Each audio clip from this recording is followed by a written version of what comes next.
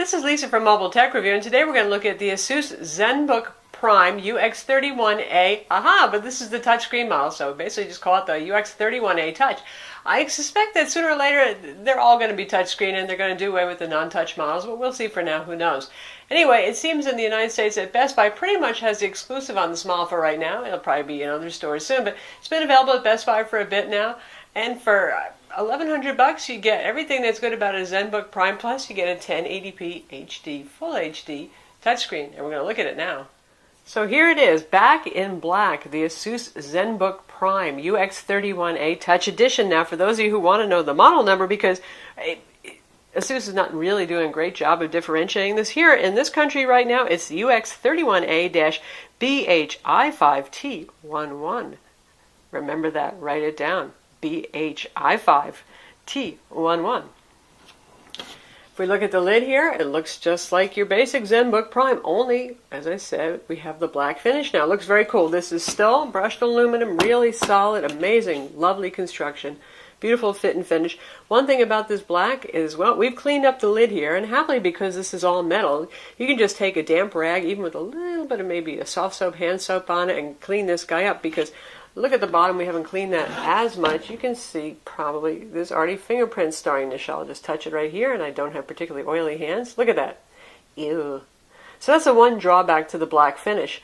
Now that's probably because they do have a clear coating on top of this to protect the metal, and it's just picking up fingerprint oil. Funny thing is, the internal touchscreen on it does not pick up fingerprints very much at all in comparison to the body. So be prepared to clean this with your damp rag every so often, because it's going to get mucky, yucky looking. While we're looking at the bottom right here, you can see again, typical Zenbook design. Teeny Torx screws hold this bottom plate on. This is an Ultrabook with an Intel Core i5 ULV CPU inside, and you know Ultrabooks, there's not a whole lot of upgradable parts on here, but at least you can pop this bottom off if you want to get access to the battery and the internals. RAM is soldered on, but you can access the mSATA SSD drive on this.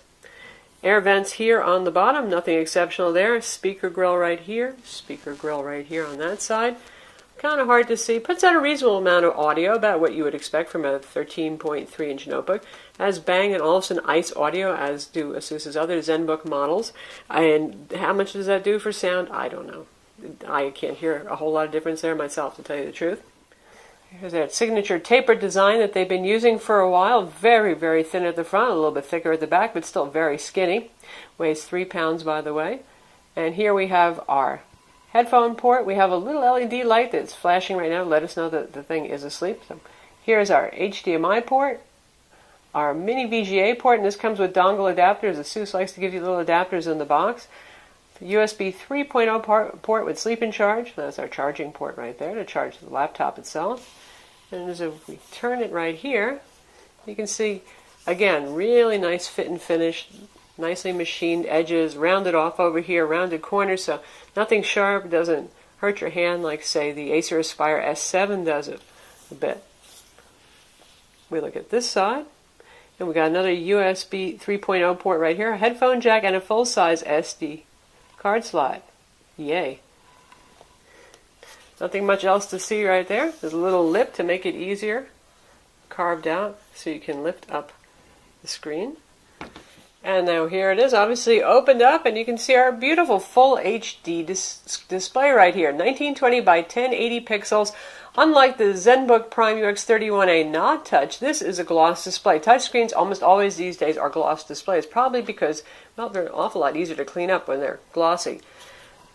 As you can see, touchscreen, 5 points of multi-touch right here. Works just fine for pinch zooming. Everything is very responsive, just what you'd want from a Windows 8 notebook. And really, I tell you, Windows 8 is so much more enjoyable when you have a touchscreen. So I think that this guy wins over the traditional UX31A, unless you're one of those folks who really prefers the matte display, and you say you do professional graphics editing, and you could care less about the touch experience, but it's really the screen quality that matters to you. Speaking of screen quality, this has very good color saturation. It almost covers the Adobe sRGB spectrum, which is not quite as good as the matte display on the regular Zenbook Prime. That one has an even wider color gamut, but this one is pretty good as notebooks go, better than most on the market, as a matter of fact, and colors are very pleasing. And the default color balance is also pretty good. Now, this is a desktop background that I use a lot, and I can tell you that the yellow is often terribly absent right here, and I've got good yellow saturation, and that's a sign of having a good color gamut. So what does this guy have inside? Right now it's available with a Core i5 1.7 gigahertz 3317U. That's pretty much your standard Ultrabook CPU that's in lots of models. No sign of refreshing that. There's an Intel minor refresh we've seen in some competing models that brings it up to 1.8 gigahertz. I really wouldn't obsess too much on that. You're looking at a couple of percentage points difference in performance, nothing really to write home about. We have 4 gigs of RAM, again that's DDR3 dual channel, which is nice, soldered on board, and it has a 128 gig SSD. Ours was made by ADATA.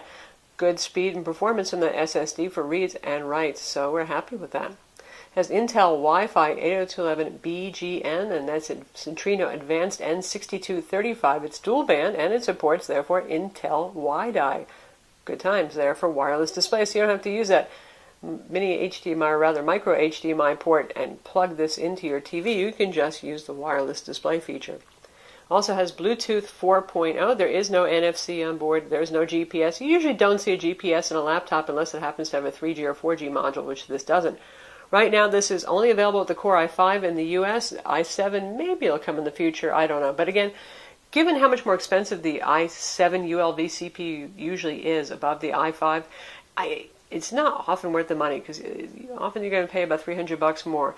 When it is worth the money is if that comes bundled with a 256 gig SSD for those of you who need more storage. And speaking of storage, take a look at my computer right there. You can see how much space that I have left right now, and I have 51 gigs out of my 128 gig SSD. Now it reports that about 100 gigs are available because the other space is taken up by your recovery partition, something you probably don't want to remove at least until you make up a USB backup of that recovery partition.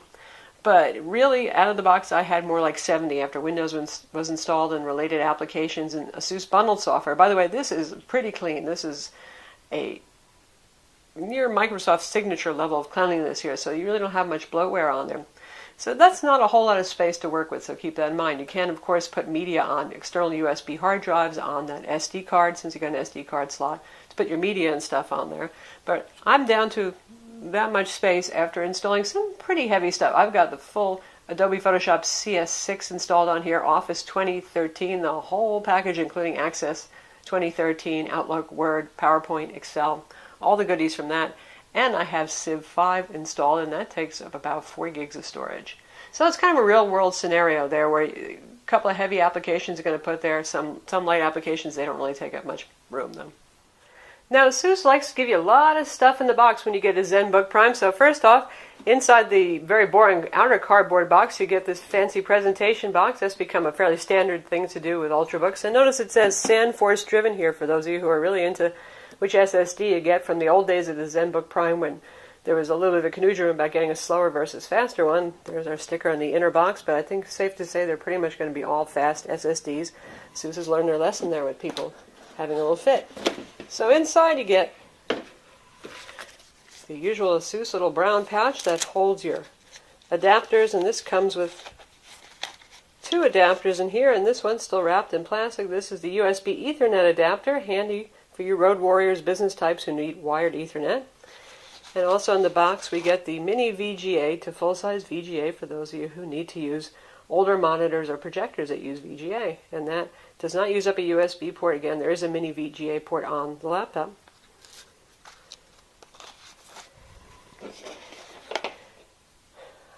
Something new here, Asus includes a USB to micro USB shorty cable. I imagine this is for those of you who need to take your smartphone on the road and charge it up or sync it up, and they give you a little shorty cable so you don't have to take along the long one that came with your phone. And lastly, we get the brown pouch, the ubiquitous Zenbook Prime brown, kind of ballistic-y nylon, leather flap over here. It gets the job done. Soft, nice in here, microfibery kind of stuff. So all that comes in the box. That's nice. Oh, and lastly, of course, you get a charger too. Charger is always good. And here's our charger. Nothing much has changed there. It's the same block style that Asus has been using with their Zenbook machines and also with their Transformer Android tablets. And obviously at different amperages and voltages, but this is the same as we've seen for the other UX31s. But now that this one here is in black, they actually match color-wise. Woohoo! So these pull out, and you'll get the prongs for your proper country if you happen to be not in the U.S., and you get a decent amount of cord on here, as you can see. Going back to looking at the hardware, by the way, screen brightness on this is pretty good. We've disabled automatic brightness. That's a Windows 8 feature that almost universally makes the display too dark in most indoor settings unless you're in a bright place. And we are getting 365 lux from the display brightness in nits. That's good. That's a pretty bright display. It's not insanely bright like some Asus transformer, like the TF700 transformer Android tablet, but as laptops go, that's pretty bright. No complaints with that, and it helps fight the glare as well. If we take a look at the keyboard, first off, this is how far back you can put the display. Reasonably far back. Since this is an IPS display, viewing angles are extremely wide. You're not going to be spending a whole lot of time fiddling the display back and forth to try to find the sweet spot anyway on this. Here's our keyboard, and I like what they've done here, both aesthetically and functionally. We've got the whole black deck here, and this is kind of a matte finish, which is good, so you don't get glare from here bouncing off on your glare on the display. Not as shiny at all as the outer surfaces are. Large trackpad. Finally, Asus has gotten that right. One thing I have to say about Asus is they listen to what customers complain about, and they fix it in the next revision of the product. So the terrible trackpads of yesterday, gone. This one works just fine now. Large, buttonless, easy to use, but particularly here, the keyboard, what I like is that this silver inset right here makes it easy still to see the keys distinctly, especially in darker environments. It also looks really kind of cool too, doesn't it? You can see we have our audio by Bang & Olufsen Ice Power over here. They're always glad to tell us about that. And this is a backlit keyboard, and you can control that using the backlit keyboard button right here if you want to turn it off or on, and you can also incrementally increase or decrease the backlight brightness as well. Since this is a skinny notebook, you can see there's not a whole lot of key relief here, not a lot of room for key travel, but it's good tactile feel, and that's a reasonable amount of movement. You can see how much that's moving. I find it a very nice keyboard to type on. It's a good size, good keyboard spacing, nice tactile feel, and firm keys. This deck here is like a rock. You cannot trampoline on this at all. So very nice typing experience. Very effective backlight. Again, good stuff. And if you're wondering how far the SD card might stick out, you can see it sticks out pretty far, so you're probably not going to want to leave that in there all the time when you're traveling. You'll just snap that bugger right off. Now for our Core i5 model right here with 4 gigs of RAM and then 128 gig ADATA SSD. On PC Mark 7, it scored 4670, which is about par for the course for an Ultrabook with that kind of internals. You can see our Windows Experience Index right here. Processor 6.9, that's pretty much what the 3317U CPU always scores on everything. 5.9 for RAM, again, that's what most machines score. For our graphics for desktop performance, 5.5. Our 3D graphics, we are at 6.4, and the SSD scores an 8.1, which is pretty much like every decent SSD on the planet on Windows 8 machines. So good performance scores there, and in line with the competition.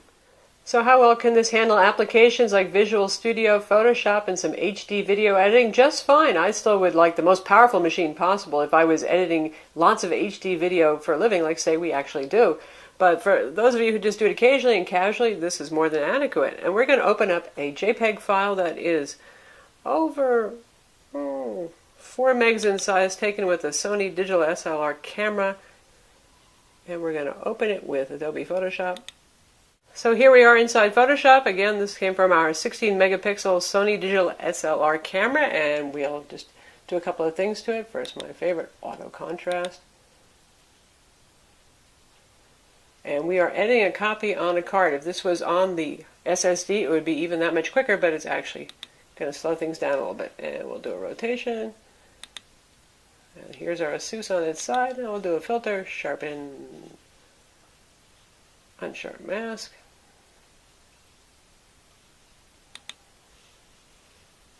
50%, and it's just fine to use. So Photoshop, yes. Full HD display is nice. Obviously, I've got lots of room to work here. My palettes don't take up much room, especially because Adobe Photoshop doesn't pay any attention to desktop scaling. Even if you set the desktop to zoom to 125%, you're still going to have everything very compact here, and all the menus are going to be pretty small too. But the nice part is you got lots of room to do stuff here. And now while we're checking out performance, we're going to look at 1080p video playback. We have a movie trailer here, MPEG-4 high profile. Obviously it's going to play native resolution and fill the screen. Also pretty loud. You can hear the speakers there. We're at about 55-60% volume. Plays beautifully. Really, it's a lovely screen. It's just a pleasure to watch movies on. I have to say, lovely job from Asus here. And as you can see, the trackpad works just fine. I've got 2 fingers scrolling going on here. I can zoom in, zoom out, side swipe charms in. Everything works just as it should with the trackpad, so good times for Asus on that. And lastly, we're going to test out playing Civ 5 using Steam. And I've got a handy Bluetooth mouse here, so if you're wondering how the heck I'm doing things, that's how I'm doing it. And we're going to go for the DirectX 9 with touch option. We're going to play this at full 1080p with most effects set to medium. So now we've got the game launch, and it gives you little instructions here on how to use multi-touch, zoom, all that kind of stuff. So our game is finally loaded.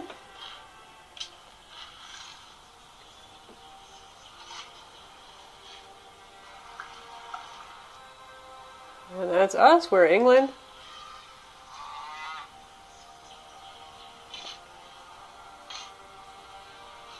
Zooming works fine. Frame rates will get a little bit quicker once everything is all loaded and cached up here.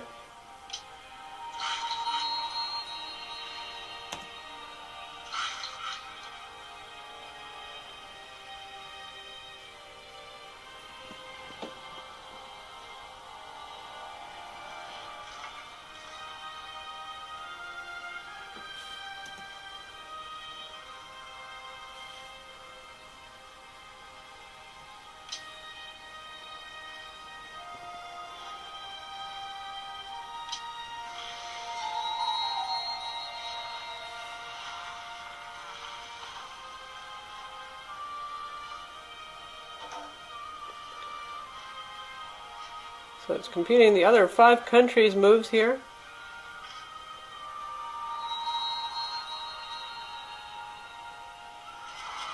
And there's a war going on another continent.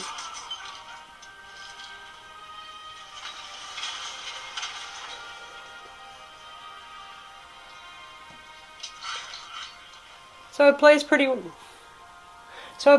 well, and if you want to get even smoother panning and scaling, then you can turn down the medium settings, make them low, that kind of thing. But I find this quite playable.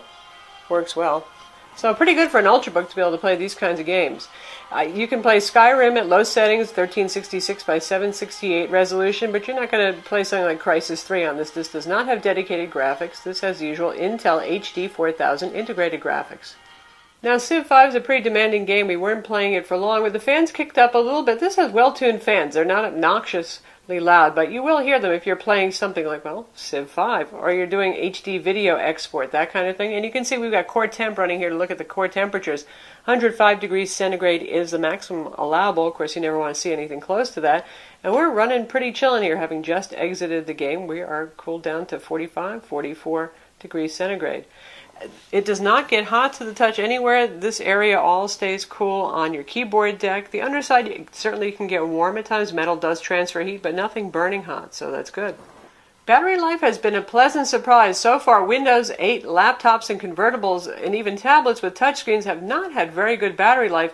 This guy has a large 4-cell battery inside, bigger than most, and we've so far managed to get about 6 hours on a charge pretty easily with brightness set to 50%, balanced power mode, not trying hard to save any power there, Wi-Fi on and active, Bluetooth turned on, so better than average showing there. It really shows up the Acer Aspire S7 13.3-inch, which has great looks too. It's a bit more expensive, but has really abysmal battery life compared to this. So all in all, Definitely, this is a laptop Ultrabook that I would recommend, especially with Windows 8. The touchscreen just makes your life so much easier, unless you really are allergic to touchscreens and you're just going to stay in the desktop mode all the time. For the rest of us who actually want to use some of the Windows 8 features and touch in games and things like that, wow, it's great. And for about the same price as you're going to be paying for a Zenbook Prime UX31 anyway, you get that full HD multi-touch screen on here. The usual Zenbook Prime awesome build quality. Wi-Fi reception on this, by the way, quite good. They've also figured out how to deal with having a metal casing and still have good reception on this. Fast, quiet running machine, lovely backlit keyboard, comfortable, responsive, elegant design. There's really nothing I wouldn't recommend about this. So that's the Asus Zenbook Prime UX31A Touch, available now, as I said, for about the same price as the old Zenbook Prime. Well, you get that full HD touchscreen, really nice colors on this, backlit keyboard, stunning design, sturdy, one of the sturdiest notebooks on the planet, all metal, lots of good features on this. Definitely a win. I'm Lisa from Mobile Tech Review. Visit our website for the full review, and don't forget to subscribe to our YouTube channel and hit that like button too.